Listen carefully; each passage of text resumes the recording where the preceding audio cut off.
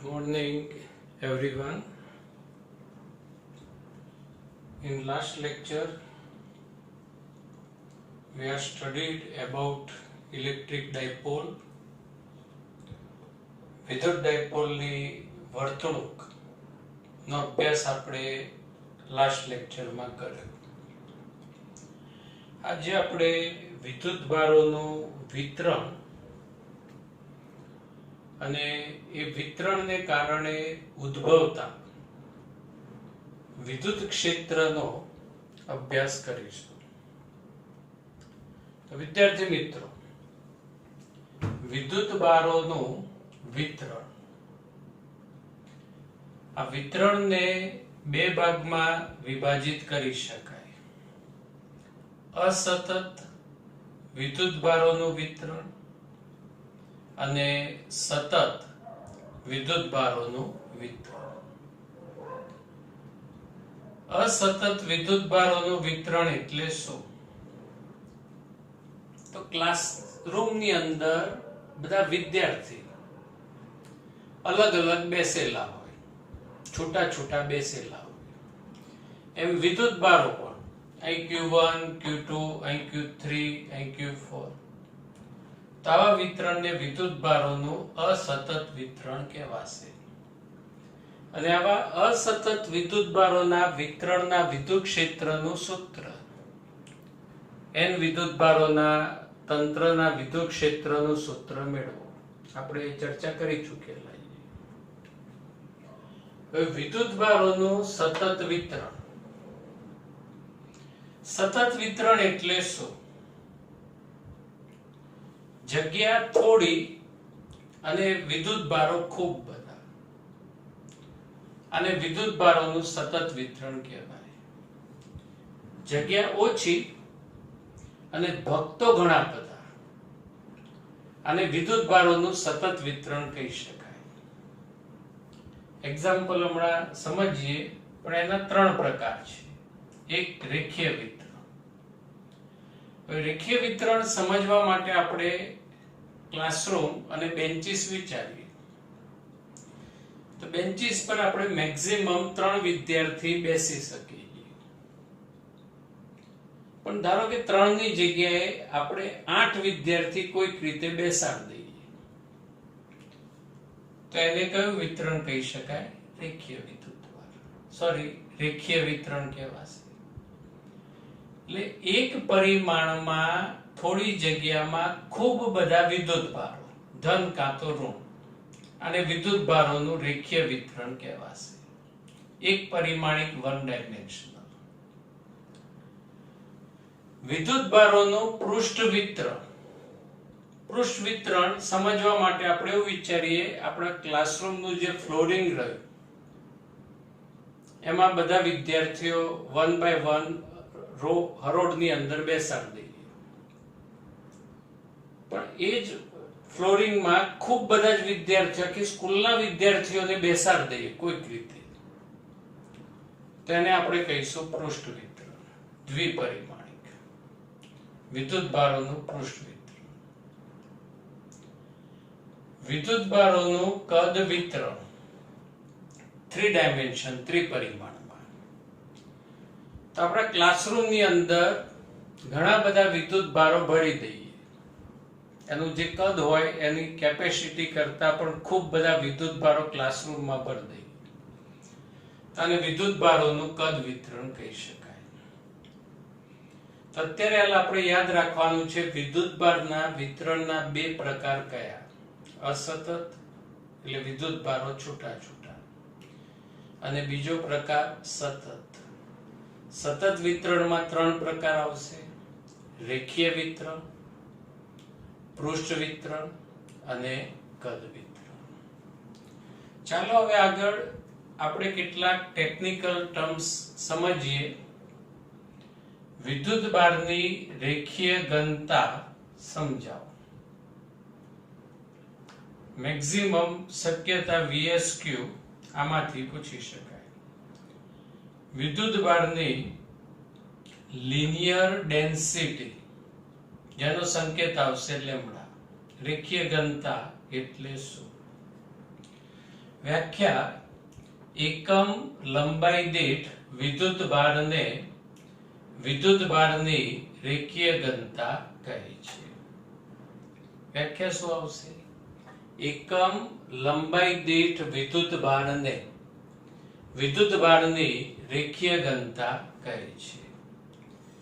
વ્યાખ્યા પરથી સૂત્ર એકમ લંબાઈ છેદમાં વિદ્યુત ભાર એટલે કે lambda is equal to Q by L. સૂત્ર પરથી આનો એકમ વિદ્યુત ભાર કુલમ, લંબાઈ મીટર, કુલમ પર મીટર. અને પારિમાણિક સૂત્ર જો નીચે મીટરીએ મિત્રો એટલે શું આવશે? L-1. પછી આ વિદ્યુત ભાર કુલમ યાદ છે ને પારિમાણિક સૂત્ર T1 A1 વિદ્યુત ભારનું પારિમાણિક સૂત્ર.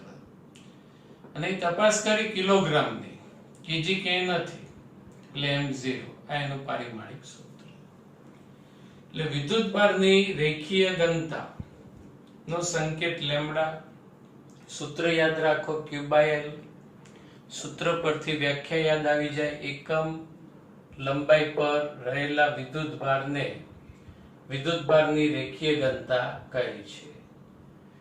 એકમ પરથી સૂત્ર પરથી જ એકમ અને એકમ પરથી જ પારિમાણિક સૂત્ર. પછી તમને આ રીતે એક VSQ પૂછી શકાય કે 10 મીટર લંબાઈની રેખા પર કેટલી લંબાઈ?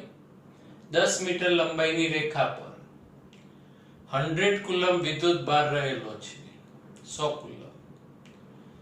તો આ રેખાની રેખીય ઘનતાનું મૂલ્ય ખાલી જગ્યા. તો અહીંયા લંબાઈ આવશે 10, વિદ્યુત ભાર 100, 100 ભાગ્યા 10, સાદુરૂપ આવશે 10 અને એકમ કયો લખાશે? કુલમ પર મીટર, 10 કુલમ પર મીટર. આ રીતના બેઝિક ક્વેશ્ચન સૂત્ર પરથી પૂછાય. બીજી વસ્તુ યાદ રાખવાની, લેમ્ડા જાણતા હોઈએ, લંબાઈ આપી હોય અને વિદ્યુત ભાર શોધવાનો હોય તો લેમ્ડા ને શેના વડે ગુણાશે? લંબાઈ વડે. ઓકે. સેકન્ડ, વિદ્યુત ભારની પૃષ્ઠ ઘનતા સિગ્મા એટલે શું? એકમ ક્ષેત્રફળ દીઠ વિદ્યુત ભારને વિદ્યુત ભારની પૃષ્ઠ ઘનતા કહે છે. સિમ્પલ. અહીં લંબાઈની જગ્યાએ શું કરી દેવાનું? ક્ષેત્રફળ. એકમ ક્ષેત્રફળ દીઠ વિદ્યુત ભારને વિદ્યુત ભારની પૃષ્ઠ ઘનતા કહે છે. સિગ્મા ઇઝ ઇક્વલ ટુ સૂત્ર કયું આવશે? Q/A. L ની જગ્યાએ A. એકમ કુલમ પર મીટર સ્ક્વેર, ક્ષેત્રફળનો એકમ. પારિમાણિક સૂત્ર M0 L-2 T1 A1 પારિમાણિક સૂત્ર. આ જ રીતે વિદ્યુત ભારની કદ ઘનતા ρ સમજાવો. તો એકમ કદ દીઠ વિદ્યુત ભારની કદ ઘનતા કહે છે. જો લંબાઈની જગ્યાએ શું મૂકી દેવાનું? કદ. બાકી બધું એના જ. એકમ કદ દીઠ વિદ્યુત ભારની કદ ઘનતા કહે છે. સૂત્ર ρ is equal to Q/V. એકમ કુલમ પર મીટર ક્યુબ. પારિમાણિક સૂત્ર M0 નીચે મીટર ક્યુબ છે એટલે L-3 T1 A1. 2 માર્ક્સની અંદર પણ ક્વેશ્ચન પૂછી શકાય કે વિદ્યુત ભારની રેખીય ઘનતા, પૃષ્ઠ ઘનતા અને કદ ઘનતા સમજાવો. તો આટલું કન્ટેન્ટ આપણે લખવાનું. જો ફક્ત 3 ઇક્વેશન યાદ રાખો. લેમ્ડાનું સૂત્ર કયું? Q/L. એના પરથી વ્યાખ્યા એકમ લંબાઈ દીઠ વિદ્યુત ભારની. સૂત્ર પરથી એકમ પરથી પારિમાણિક સૂત્ર. પૃષ્ઠ ઘનતા સિગ્માનું સૂત્ર કયું થશે? Sigma is equal two Q/A. વ્યાખ્યા એકમ પારિમાણિક સૂત્ર. કદ ઘનતા ρ નું સૂત્ર કયું થશે? ρ ઇઝ ઇક્વલ ટુ Q/V. વ્યાખ્યા એકમ પારિમાણિક સૂત્ર. બહુ ઈઝી કોન્સેપ્ટ છે. સમજણ પડી ગઈ? ઓકે. હવે નેક્સ્ટ ક્વેશ્ચન 2 માર્ક્સની અંદર પૂછાય. ક્વેશ્ચન તૈયાર કર્યા પછી બીજી 2 થિયરી આમાં અનુરૂપ ફેરફાર કરી તમે લખી શકશો. એટલે ટોટલ 3 થિયરી તમે આજે આની સાથે ભણશો. લોકડાઉન સમર સ્કીમ છે. એક થિયરી સાથે બીજી 2 થિયરી એકદમ ફ્રીમાં લઈ જાઓ, ફ્રીમાં યાદ રાખો. તો ક્વેશ્ચન તમારે સાથે સાથે જ આન્સર એનો યાદ રાખવાનો છે. ક્વેશ્ચન આ રીતે એક્ઝામમાં પૂછાય: વિદ્યુત ભારના કદ વિતરણના લીધે ઉદ્ભવતા વિદ્યુત ક્ષેત્રનું સૂત્ર વ્યાખ્યાયિત કરો. આગળ આપણે બિંદુવત વિદ્યુત ભારનું વિદ્યુત ક્ષેત્ર અને હમણાં લેટેસ્ટમાં જ ડાયપોલની અક્ષ ઉપર વિદ્યુત ક્ષેત્ર અને વિષુવરેખા પર વિદ્યુત ક્ષેત્રના સૂત્ર વ્યાખ્યાયિત કરે. હવે કદ વિતરણના લીધે ઉદ્ભવતા વિદ્યુત ક્ષેત્રનું સૂત્ર વ્યાખ્યાયિત કરો. થિયરીનો ફર્સ્ટ પોઈન્ટ: કોઈ કદમાં સતત રીતે વિતરિત થયેલા વિદ્યુત ભારને વિદ્યુત ભારનું કદ વિતરણ કહે છે. પહેલા કદ વિતરણની વ્યાખ્યા લખી દો. કોઈ કદમાં, એટલે તમારે જે ભૂમિતિ ફિગર દોરો એ 3 ડાયમેન્શનલ હોવી જોઈએ, 3D માં હોવી જોઈએ. એટલે આ રીતે આપણે ત્રિપરિમાણમાં ભૂમિતિ દર્શાવીએ અને એના પર વિદ્યુત ભારનું સતત રીતે વિતરણ થયેલું છે. ખૂબ બધા વિદ્યુત ભારો આના પર વિતરિત થયેલા છે. તો થિયરીનો ફર્સ્ટ પોઈન્ટ આવશે: કોઈ કદમાં સતત રીતે વિતરિત થયેલા વિદ્યુત ભારને વિદ્યુત ભારનું કદ વિતરણ કહે છે. VSQ વિદ્યુત ભારનું કદ વિતરણ એટલે શું? તો કોઈ કદમાં સતત રીતે વિતરિત થયેલા વિદ્યુત ભારને વિદ્યુત ભારોનું કદ વિતરણ કહે છે. સેકન્ડ પોઈન્ટ: કદ પર સતત વિતરિત થયેલા વિદ્યુત ભારને કારણે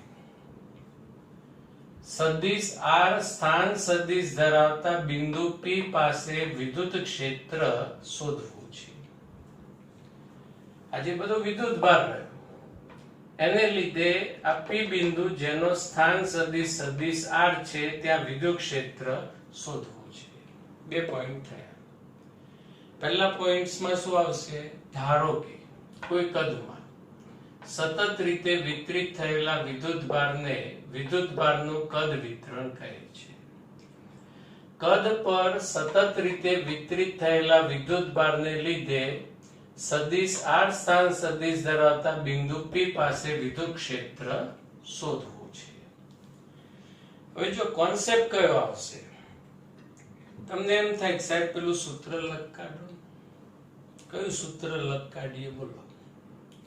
આ સૂત્ર લખ કાઢો.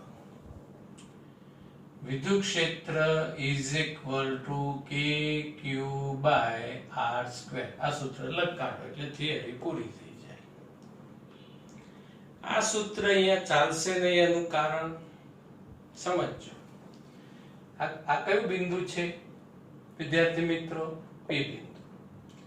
હવે આ વિદ્યુત ભાર અને P વચ્ચેનું અંતર, આ વિદ્યુત ભાર P વચ્ચેનું અંતર, આ વિદ્યુત ભાર P વચ્ચેનું અંતર, આ વિદ્યુત ભાર P વચ્ચેનું અંતર.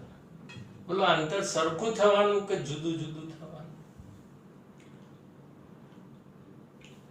આ દરેક વિદ્યુત ભારનું P બિંદુ સુધીનું અંતર કેવું થવાનું? જુદું જુદું. એટલે આવી સ્થિતિમાં તમે આ સૂત્ર ડાયરેક્ટ ઉપયોગ કરી શકતા નથી. તો હવે કોન્સેપ્ટ બહુ જૂનો છે. 11 થી આપણે કોન્સેપ્ટ એપ્લાય કરતા આવ્યા છીએ.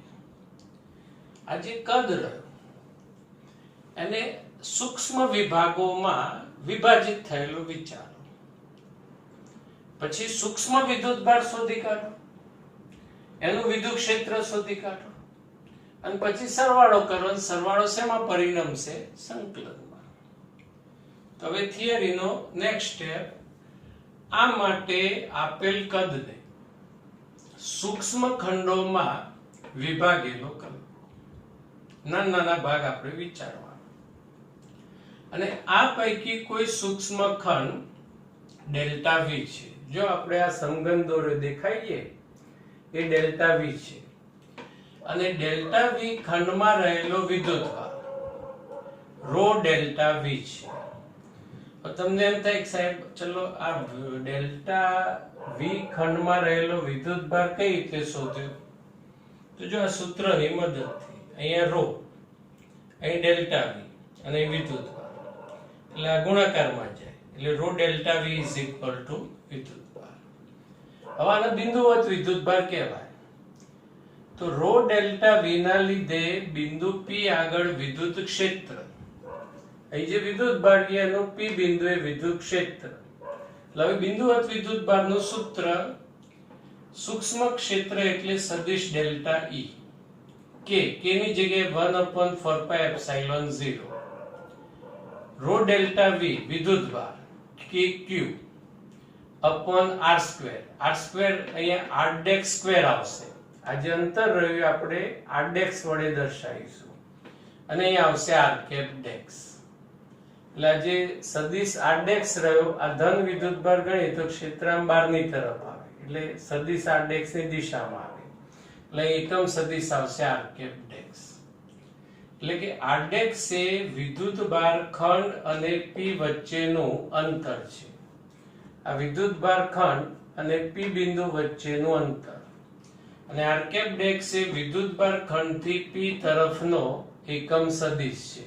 આ બિંદુ p તરફનો એકમ સદિશ છે.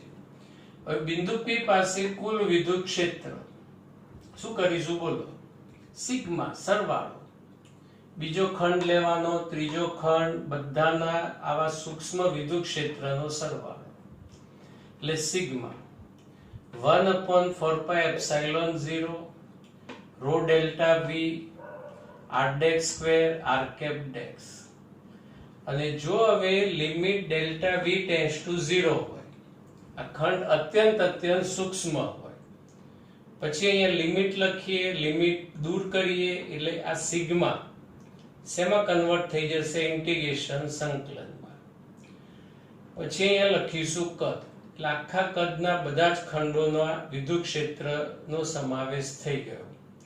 રો ડેલ્ટા વી ની જગ્યાએ d V, r dash square r cap dash.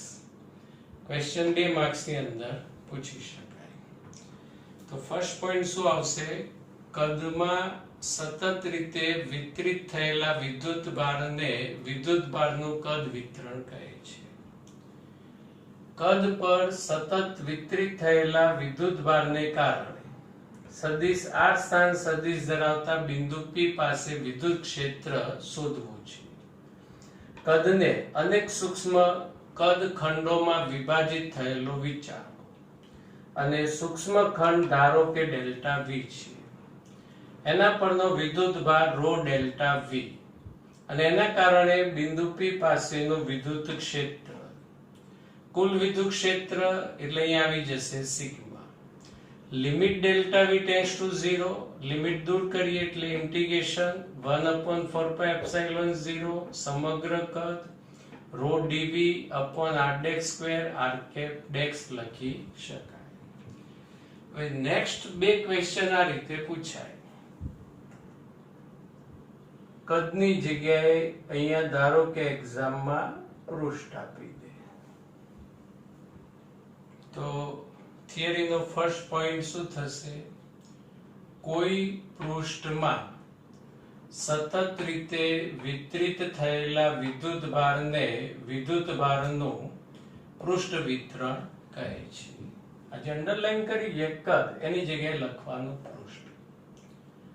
પછી આકૃતિ આ રીતે આવશે. પૃષ્ઠ દોરવાનું, કોઈ બી આકારનું સમતલ દોરી દેવાનું. પૃષ્ઠ પર સતત વિતરિત થયેલા વિદ્યુતભારને કારણે સદિશ r સ્થાન સદિશ ધરાવતા બિંદુ p પાસે વિદ્યુત ક્ષેત્ર શોધવું છે. આ માટે આપેલ પૃષ્ઠને સૂક્ષ્મ ખંડોમાં વિભાગેલો કલ્પો. આ પૈકી કોઈ સૂક્ષ્મ ખંડ ડેલ્ટા એ છે અને ડેલ્ટા એ ખંડમાં રહેલો વિદ્યુતભાર સિગ્મા ડેલ્ટા એ છે. ખ્યાલ આવ્યો આમાં? કદ વોલ્યુમ ક્ષેત્રફળ એરિયા એ એટલે અહીંયા સૂક્ષ્મ ખંડ ડેલ્ટા એ છે અને એના પરનો વિદ્યુતભાર એટલે ઘનતા બદલાઈ જશે. આ આવશે પૃષ્ઠ ઘનતા એટલે સિગ્મા ડેલ્ટા એ. આ ભૂમિતિ ધ્યાનમાં લઈશું.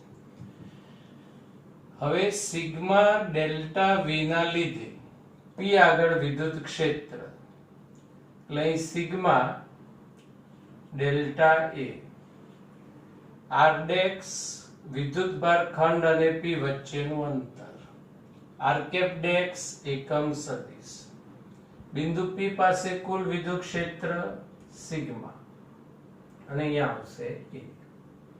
જો limit delta A tends to 0 હોય તો અહીંયા ઇન્ટિગ્રેશન કદની જગ્યાએ શું લખાશે મિત્રો? પૃષ્ઠ. રો ની જગ્યાએ શું આવશે? સિગ્મા અને વી ની જગ્યાએ શું આવશે? એ. એટલે પૃષ્ઠ વિતરણના લીધે મળતા વિદ્યુત ક્ષેત્રનું સૂત્ર થયું 1/4πε0 ઇન્ટિગ્રેશન પૃષ્ઠ sigma dA r cap r dash square. સમજાઈ ગયું? થર્ડ ક્વેશ્ચન આ રીતે એક્ઝામમાં પૂછાય. વિદ્યુતભારના રેખીય વિતરણના લીધે ઉદ્ભવતા વિદ્યુત ક્ષેત્રનું સૂત્ર મેળવો. ચલો અહીંયા શું આવશે? કોઈ રેખા પર સતત રીતે થયેલા વિદ્યુતભારના ને વિતરિત થયેલા વિદ્યુતભારને વિદ્યુતભારનું રેખીય વિતરણ કહે છે. રેખા પર સતત વિતરિત થયેલા વિદ્યુતભારને કારણે સદિશ r સ્થાન સદિશ ધરાવતા બિંદુ P પાસે વિદ્યુત ક્ષેત્ર શોધવું છે. આ માટે આપેલ રેખાને સૂક્ષ્મ ખંડોમાં વિભાગેલ કલ્પો. કોઈ સૂક્ષ્મ ખંડ ડેલ્ટા L છે અને ડેલ્ટા L ખંડ પર રહેલો વિદ્યુતભાર લેમ્બડા ડેલ્ટા L છે. સમજાયું કે નહીં?